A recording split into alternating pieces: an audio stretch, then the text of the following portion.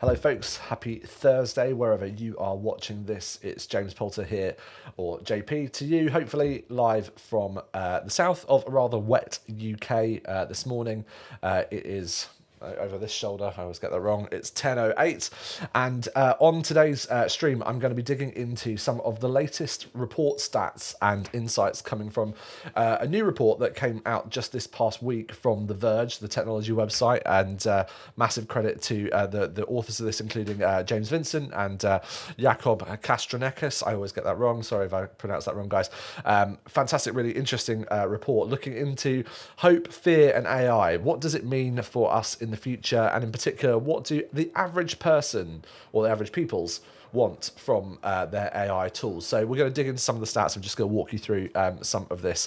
If you're interested in it, you can obviously go and get yourself a copy of the report by just heading over to the link which I am dropping into the comments below this live stream right now. So there it goes. If you would like to dig into the report yourself, and let's follow along. So let's head over to the Verge and let's take a little bit of a look at this.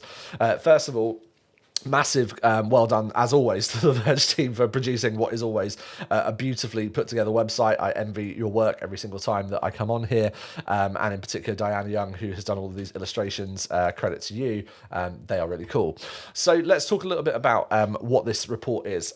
They put this together working with the research consultancy team called The Circus, and it polls, as it says here, 2,000 US adults on their thoughts, feelings and fears about AI. You might be like, why 2,000? Well, every year we publish our own reports, which is the Voice Consumer Index. You might be familiar with previous live streams that I have done on that, and you can go and download copies of that yourself from our website. We do 6,000 interviews, but as you'll see, the same number comes up again, 2,000 every market. Why 2,000? Well, that's the number that you kind of need for it to be statistically viable. And what I mean by that is once you poll 2,000 people, if say only 50% of them have actually done the thing that you want them to talk about, that's only 1,000 people. And then to do any kind of analysis on that, you still need about that kind of number. So that's why it's 2,000 people. That's pretty much the number that kind of counts for PR purposes. So let's dig into this. Now, the first thing is really to look at, well, who is using AI? And as you can see here, they have gone into a number of different AI services to begin to have a look at the usage in these 2,000 people. And first thing you obviously want to understand is, well, have people even heard of it? Do they understand what it is? And if so, have they used it? And I think what's really interesting, but probably no surprise, is just how broad the usage and knowledge is. If you dig into what these numbers are, 57% of people have heard of ChatGPT or have used it. Now, 1 in 3 people, they say here, have tried one of these AI-powered tools when you look across the whole board, which is just a massive adoption considering how long these things have been publicly on the market, and certainly in less than, say, I mean, it was mid-November that ChatGPT was released to the world. So you're talking about less than 9 months. How quickly this has begun to dominate. Now, Bing and Bing Chat, obviously, it says here 46%. That's the one that I have the most problems with, if I'm honest, when I look at these numbers, mainly because Bing itself, as you would imagine, has been around for a long time. So there may be some confusion there of do people know what Bing is versus Bing Chat from Microsoft, but putting that to one side, it's still pretty high. What I think is really fascinating is just how high the usage is here of and knowledge of My AI from Snap, which is Snapchat's own AI bot that lives inside of Snapchat. Now, obviously, Snap is a huge platform globally, more so in the US than other markets. And so as a result, it's maybe no surprise that that is familiar. But I don't know about you, but I found that to be a bit of a surprising stat. I don't know if your Snapchat usage reflects that, but for me, for my money, I thought that was interesting. So let's kind of keep going here. Now, the one that also surprised me here is, again, remembering what is it versus have heard or used of it, is Google Bard. Now, obviously, in the US, Google Bard got a lot of high-profile media coverage. It was mentioned on all of the kind of major morning shows when it first was released. Lots of kind of awareness. So maybe this awareness over usage, I'm going to guess, is a lot higher, but certainly is a surprise. And then when you come into some of these AI image generation tools, so Mid-Journey, Stable Diffusion, that number drops off quite substantially. But the fact that 25% of people have already heard of Mid-Journey, to me, I think it's also just really striking how quickly technology like that has grown. Often people have seen the output of a image generation AI, but I'm surprised to see that many people actually know what a tool like Mid-Journey is by name, and I think that's probably the greatest surprise here overall. So first up, that's kind of the awareness. I think what's our kind of key takeaway here? Well, I think one of the big things is we can see there is just really widespread understanding and knowledge about what these conversational and generative AI tools are. And lots of people have used them already, which is, I think, the most kind of striking thing. When you begin to think about how this compares to other technology waves in the past, it's pretty substantial. Okay, let's now talk a little bit about who is using it. So let's go back to the stats. Sorry, guys, I've got a bit of a cold or hay fever thing brewing there. So this is a kind of nice visual representation of who these people are. Now, considering the platforms we've just spoken about, I think it's no surprise that millennials make up the largest cohort here. But why is that? Like, what's the rationale? Well, I think some of the rationale will be that millennials in general, just making a point here that when I say they're the largest, not by a lot in comparison to the kind of amount of people in Gen Z, 36 million versus 34.9 extrapolation here, is that millennials, they make up the majority of the workforce. ChatGPT in particular has been seen as a real opportunity to disrupt the workforce in particular, and particularly those in knowledge work.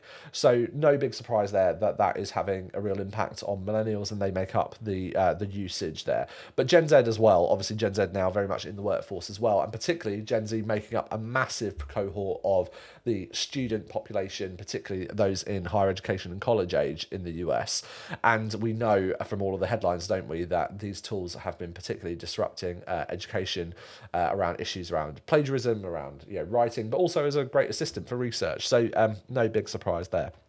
And obviously, when you talk about AI being used in a lot of the tools that we use every day, way beyond the actual source, like algorithms and language models that are mentioned up here, AI is now bleeding into all of the tools that we're all using on a daily basis. So it's no surprise either that this stuff is stacking up really, really highly. Now, how does this look in comparison to other types of technologies that are out there, and how big an impact are these things going to have? During this question, they've asked, kind of what are the attitudes of people. It says here nearly 3/4 of people said AI will have a large or moderate impact on society, compared to 69% for electric vehicles and a paltry 34%, it says here, for NFTs. The NFT brigade are maybe slightly quiet at this point in time. So of all of these technologies, artificial intelligence, electric vehicles, VR, AR and NFTs, AI has the kind of the highest substantial gap.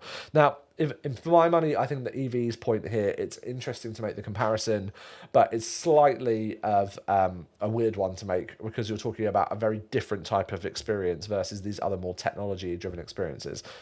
Driven experiences. That wasn't an intentional pun, but worth having a look at. So AI, though, in comparison to VR and AR, I think is probably more interesting, and certainly feels like this is the wave that versus the stuff that sits in the more metaverse Web3 that people are paying most attention to. In terms of how it's being used, this is something that we have seen borne out in our own research, and this is where I'll just quickly swap over to some of the information that we have in the VCI. If you haven't already checked out the VCI, you can go and get yourself a copy of it at our website, as I mentioned. But one of the things that we see borne out in our stats as well is that this central question here of answering a question, 68%, is actually very much the same as what we see when people use voice assistants. They use conversational assistants to get stuff done. One of the biggest things that people do is answer and ask questions. So search is a real big point here. But I think what we also see is that these tools are being used for more just than content consumption or data retrieval, but actually as that real Copilot, right? That's what the likes of the Amazons, the Googles, and particularly Microsoft are talking about with this idea of these AIs are going to come and help us actually get things done. It's not just about disrupting search and the way that we get hold of content. They're going to actually help us get things done, and that's what you can see here with this task of brainstorming and data analysis and production of blog posts and coding. These tools are being used for more than just creation or retrieval of content. I think that's pretty interesting. Now, when you think about the workplace, this is the other big thing that people are interested in, and you can see here from this stat, most people thought AI did a better job that they could have done on certain types of tasks. In particular, I think this is hilarious. The emails is one of the biggest tasks. Now, I'm not going to lie, I have used ChatGPT to help me write an email from time to time.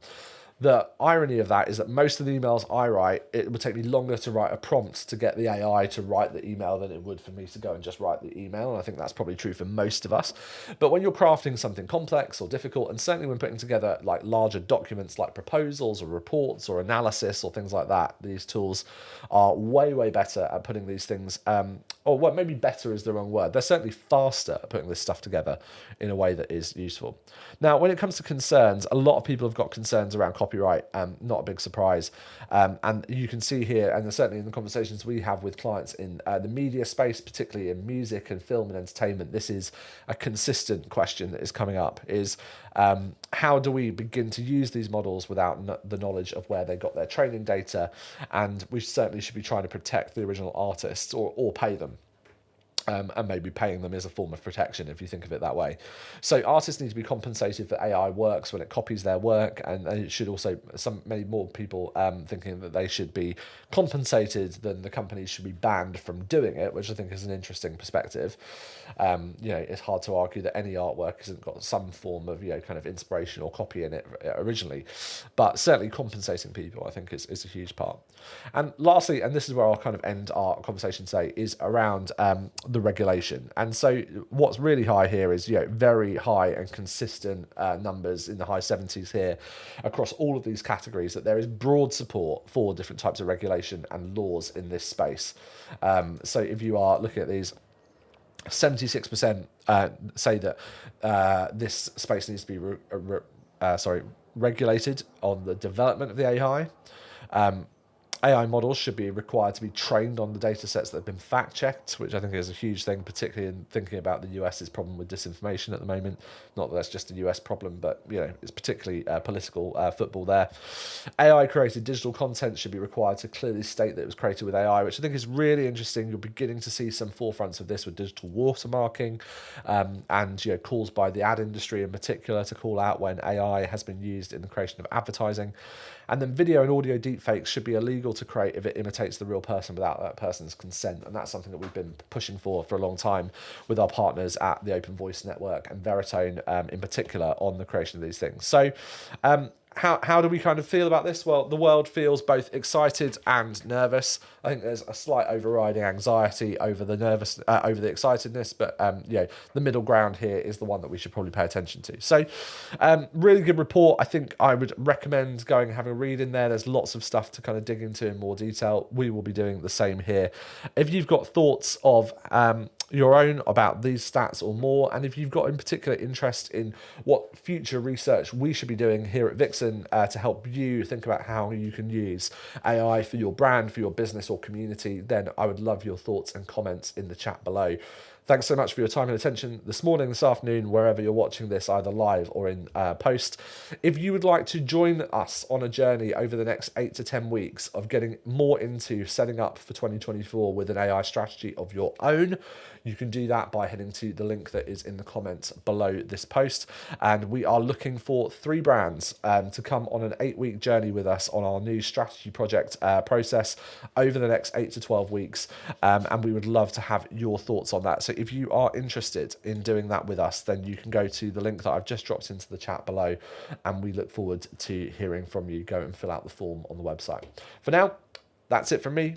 I'll see you again very soon, and go check out the report. Very interesting. Cheers. Bye.